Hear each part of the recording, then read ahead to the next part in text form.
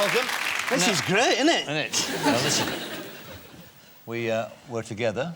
It's a bit like Dunkirk at the Royal Variety Show. It was a bit like Dunkirk. It went on a bit, didn't it?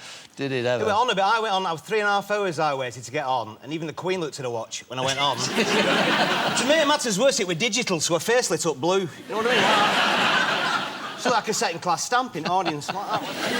It's a tough one. Second-class stamp. Do you remember this? There was a skating night, Tom, wasn't there? You don't see many skating nights. They were called the Willards, the Skating Willards. The Skating Willards. So Sheridan went on and went, ladies and gentlemen, will you welcome the Skating Willies? She was always going to. I've got to see this. She was always going to. She was very naughty. She was going to do that? She was going to do that all the time. But listen, I mean, you've played worse gigs than the Royal Variety Show, haven't you? Oh, I did a gig in a prison. Did you? A gig in a prison. This woman phoned me up, she said, we're having an open day. An open day. She said, we're having a bit of a show, will you come and do it? I said, no.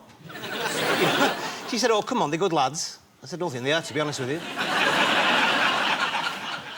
So I went and did the gig, and it was great. I had a good time, and afterwards, I got out of the prison, and it's really a relief when they shut those doors behind you, and you think, I can come out, obviously. And I get to my car, and I've locked the... It's true, I'd locked my car keys in the car. And I thought, oh, what am I going to do? I've locked my car keys in the middle of nowhere. Oh. So I had this idea, so I went back to the prison, knocked on the door. The warden came and said, oh, Tommy. I said, Luke, I've done a stupid thing. I've locked my car keys in the car. I don't suppose there's anybody in here. Not much. Who could get them out for me? So he said, oh, pick a number. He come out with Ronnie, handcuffed to him, brought him over to my car, and I went, and Ronnie's like, thanks for coming, Dave. Lads love Phoenix Nights, really appreciate it. There's no problem at all. I said, in fact, Ronnie, you can do me a favour. I've locked my car keys in the car. Is there any way you can get him out? Tommy says, you're the man for the job. He went, oh, aye. No problem at all. He bent down, he got a brick, put it through me bloody wheel. Thanks, Ronnie. Now, listen, what's this stuff about you working at the Bolton General Hospital? You're a biomedical scientist. What does that mean exactly? Well, I worked there for 32 years, and I ended up working in the haematology labs, which is to do with diagnosing anemias and leukemias and lymphomas and haemophilias and blood clotting diseases and doing blood transfusion. And so it's a barrel of laughs, obviously. But yeah, so that was my background, really. But you want to be a doctor? I sort of wanted to be a doctor. I don't know if I'd ever have got the qualifications, but I didn't get the chance because my dad, who was a painter and decorator in Bolton, self-employed, no job too small. He had an accident at work. He was painting the hands on the town hall clock in Bolton and he fell off. Thanks. Well, it was 6:30. He had nothing to hold on to. There you go. At 4:15, he just had a chance, wouldn't he? But sorry, Michael. But yeah, so he had an accident. So I had aspirations to be a doctor. So I went working in the labs, thinking that would, you know, give me a good grounding, and I'd take up my studies later on. But I never did. I mean, was the hospital itself? Is that a good place for humour? I would imagine some extraordinarily strange things happened there. Well, you would believe it, wouldn't you? You would. I took a blood test of a dead person once. They sent me over to went to this ward to do a blood sugar on a Mr. Johnson, and they got the screens round him. I go in, chatting away. He weren't very chatty. He went, took the blood sample, went back to the lab, tested it, phoned him and went, I've got a blood sugar report for Mr. Johnson. He said, he's dead. I said, oh, well, if it's any consolation, it's normal. This result, I don't know. I've got a friend, can I tell you this story? I can't tell you what she's called, but she's really dizzy. She's married to a bloke called Mr. Forsyth. That's all I can tell you. And she's a nurse, and she works on ICU, intensive care unit. And a few months ago, there's a guy on there, he's really ill. Well, he would be, wouldn't he? It's intensive care.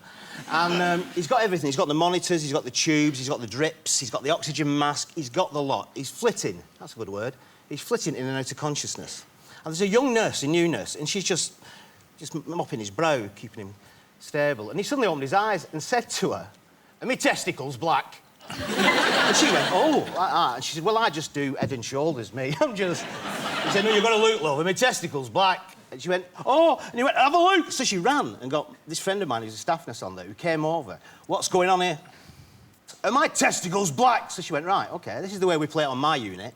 She pulled the covers back. She's like that. "Crick your neck up, have a look at them, Luke, nice and pink and bouncy. Any more of this nonsense?" And he went, "No. And my test results back." I don't believe that. I don't believe that. So how were you? I mean, your big break came when you met Peter Kay. Yeah. And that was at a talent contest, wasn't it? It was in the north. There's this thing called the Northwest Comedian of the Year. It's quite prestigious. Yes. I sort of won it in the early '90s. It was the year after Caroline Aherne won it, and Coogan's won it, and it is still going to this day. Yes. And it was sort of a tradition that if you'd won it, you hosted one of the finals. And I was hosting the final in '97. And it was a great final because Johnny Vegas was on it as well, and Peter was on it. Peter came on at the end, and he'd done in about 3 gigs. It was quite an unknown, you know, and he came on at the end. And he stormed it. I mean, Johnny Vegas was the favourite, and I've had the pleasure of working with them both since, you know. But Peter came on and stormed it at the end, and because he was from Bolton, and I'd just been asked to do chain letters, don't you remember that? Yes, I do. Yeah. Chain letters. Just me on that. But yes, and he helped me to write all those humorous links, you know, because every contestant's got a humorous story, haven't they? It's not, you know, like, you know, I keep ducks. And so Peter helped me to write all the links, and we sort of made a great friendship started. And Phoenix Nights, and the Peter Gay thing, first of all. Exactly, yeah. Phoenix And that just spun off that. and of course, you acted in Phoenix Nights, didn't you? You played that wonderful faded compere, eh? Jerry St. Clair, yeah. A nice man. Yeah. I sort of based him on a compere I met. I got booked to do early days at Wicker Men's Club in Golka, near Huddersfield. Do you know it? I do, Golka. It is, the land time Rough old forgot. spot. Isn't it? Oh, Golka, it is. It's twinned with Incest, South Carolina. And village school, 30 kids, 2 surnames. It's that sort of place.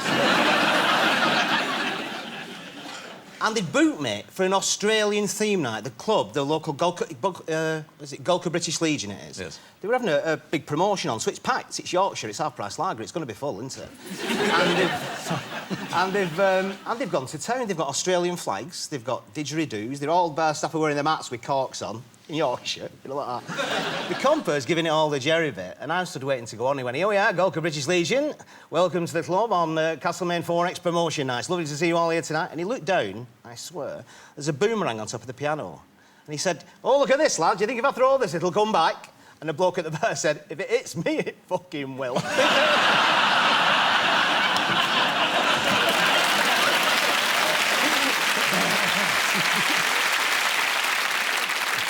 Now you're back on the road again? I've just finished a tour, actually, yeah, and done the DVD for Christmas and all that, so I've got to write another act now, so it's been great. Yeah, I've been all over. Yeah. Do you like touring? I like touring. It's tedious. I mean, I think if you ask anybody, they'd say it's the travelling aspect of it that's... Yes.